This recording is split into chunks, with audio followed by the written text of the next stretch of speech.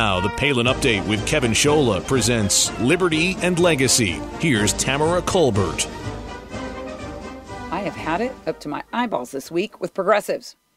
I have reached my limit as to how much I can take with President Obama and the elitist attitudes of entitlement to power by these socialists claiming to be on the side of the people. I just thought the icing on the cake was when rapper, entrepreneur Sean Combs, a.k.a. Puff Daddy, P. Diddy, whatever he calls himself, was asking the president, where are the things in the black community that have gotten drastically better? Puff Daddy, P. Diddy knows good and well that, in fact, blacks have actually become worse off under this so-called leadership of President Obama. And I use leadership and Obama in the same sentence very, very loosely. Black unemployment is double that of whites. We now have 94 million people out of work. That is more than 1/3 of the people in our nation. Are you infuriated? I am. We have more people, 59 million people on food stamps. It's outrageous. But really, my gander is up because the liberal media have decided to turn themselves into political terrorists. And the perfect example is the Politico story literally going after Dr. Ben Carson with a story that was completely fabricated. Don't believe one word in that Politico story this week. You must look for yourself and understand what Rush Limbaugh, Sean Hannity, Mark Levin, and many others were saying and have pointed out. Politico lied. Gosh, we can't use that term lie anymore, can we? To tell the truth. Today's lamestream media, thank you, Governor P., is the definition of a terrorist organization. What is the definition of terrorism anyways but the use of violence and intimidation in the pursuit of political aims? And Politico will not stop until they have destroyed Dr. Ben Carson. Why is that? Because they are protecting the Democrat Party. They are protecting Hillary Clinton. We cannot stand for that. Dr. Ben Carson is an amazing man. And Politico, they have gotten physical this week. If putting pen to paper or fingers to keyboard means physical violence, it's relevant. This Democrat propagandist organization of Politico is publishing these lies to discredit his character, to get him off the stage. And first of all, not one person who works for Politico is even fit to carry Dr. Ben Carson's shoes if they were covered with dog poop. Dr. Ben Carson was the #1 ROTC high school student in Detroit when he was a senior in high school. This is the premise of the Politico lie-ridden story this week, because they found that Dr. Ben Carson used the term scholarship in his biography, Gifted Hands, when he talked about the opportunity that he might get to go to West Point Military Academy. Well, he used the term scholarship. It was unbelievable. And Politico decided to say that he lied. Well, guess what? The fact is that West Point calls its option a scholarship. Its academy, if you get invited, you come on a scholarship. And it is in all of their marketing materials. Choke on that, Politico. Dr. Carson and common sense Americans who see him as a viable outside the beltway, brilliant, focused, and incredibly smart man. We get to make the ultimate decision, not Politico. I actually hope this is a death knell for Politico and they go bankrupt. Let the market decide. This brings me to my soapbox about Governor Palin. Finally, I have a small but mighty microphone that I get to say my piece that's been inside of me for years. From the minute I saw her in April of 2008 on the Sean Hannity show talking about great American energy and oil, organic material, and this great state of Alaska, she was the most amazing, brilliant light I had seen in the political marketplace in my life.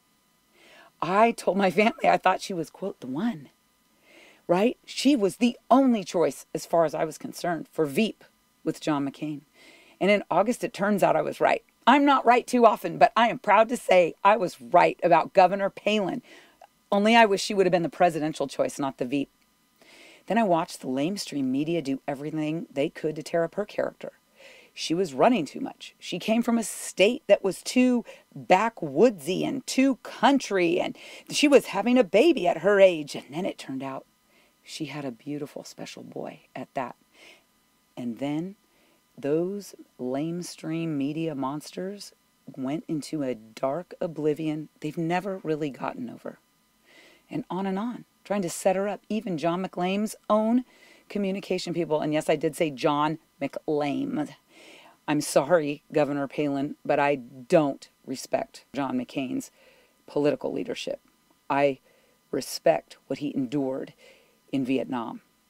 But today, he's lost his way.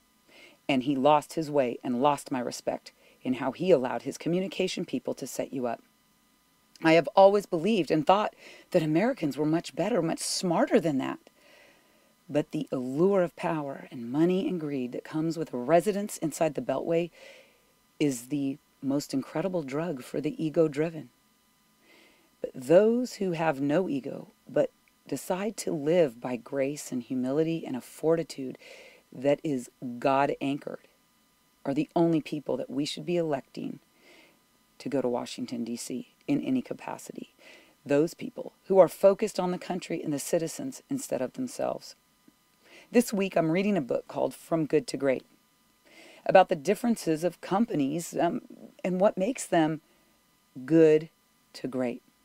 One of the components is leadership, and these level 5 leaders, as they're referred to, are a study in duality. They're modest and willful, and humble and fearless. One of the examples they cite in the book is President Abraham Lincoln, who was one of the few level 5 presidents in U.S. history. And thankfully, President Obama is at the bottom of that list. President Lincoln never let his ego get in the way of his primary ambition for the larger cause of an enduring great nation and doing away with a North-South mentality and uniting us as one great nation. Many, however, mistook Mr. Lincoln's personal modesty and shy nature and awkward manner as signs of weakness, and those people that misread him found themselves terribly, terribly mistaken. So if we think that Dr. Ben Carson's quiet and reserved manner and humble brilliance equate to weakness, not only will we be dead wrong for judging him in that way, but America might have missed one of our greatest leaders of all time.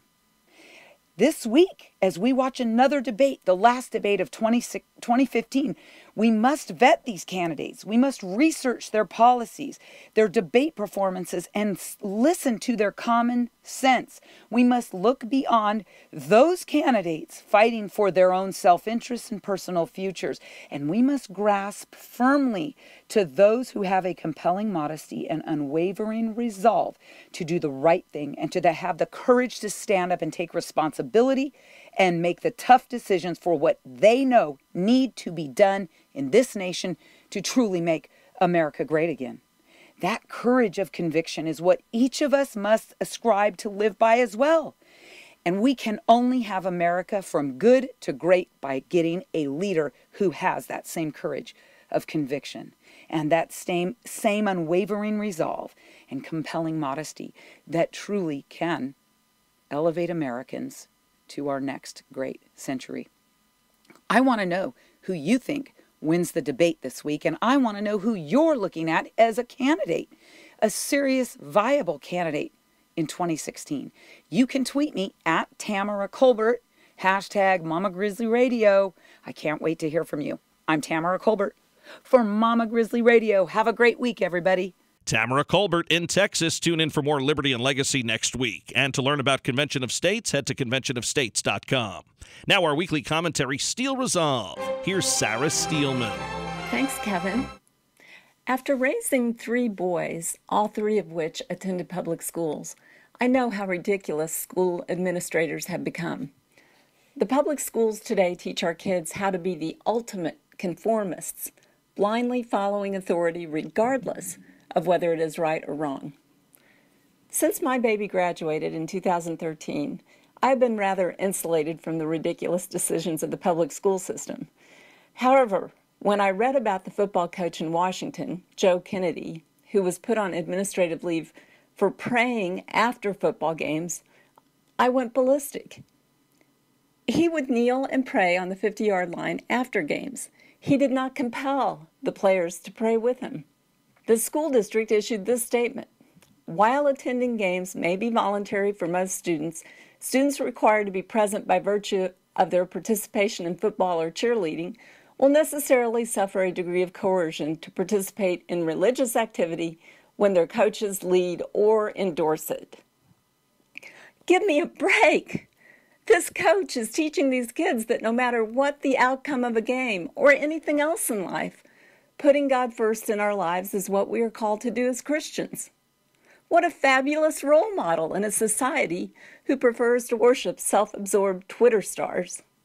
And yet, this school district didn't have the guts to stand up for this man's right to say a prayer after a football game. It is disgraceful and cowardly. High school football is one of the last bastions of teaching boys to be disciplined young men of character instead of wimps, as long as they have the right man coaching. Bremerton High School has the right coach, but the wrong administrators. God bless Joe Kennedy for standing up for what he believes is right.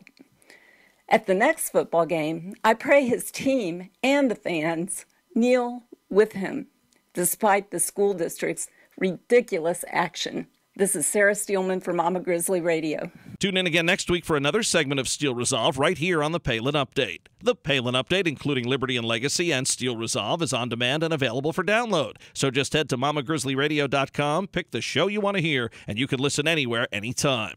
Well, that'll just about do it for this edition of the Palin Update on Mama Grizzly Radio. Visit mamagrizzlyradio.com for continuing coverage of Governor Palin. Also like Mama Grizzly Radio on Facebook, and follow on Twitter at Mama Grizz Radio, at Kevin Schola, at Tamara Colbert, and at Sarah_Steelman.